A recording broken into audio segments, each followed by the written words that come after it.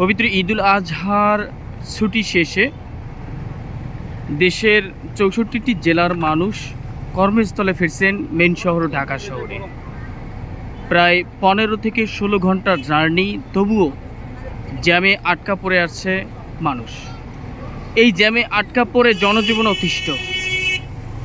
১৫-১৬ ঘন্টা পেরিয়ে গেলেও মেইন কর্মস্থল জায়গায় ফিরতে পারছেন না কর্মস্থলমুখী মানুষরা। ঈদের ছুটি কাটিয়ে ১৫-১৬ ঘন্টা জ্যামে আটকা পড়ে রয়েছেন ঢাকা রংপুর মহাসড়কে যাত্রীরা। আপনারা দেখতে পাচ্ছেন যে অনেক যাত্রী কিন্তু গরমে অতিষ্ঠ। তারা কিভাবে রয়েছে আপনারা দেখতে পাচ্ছেন।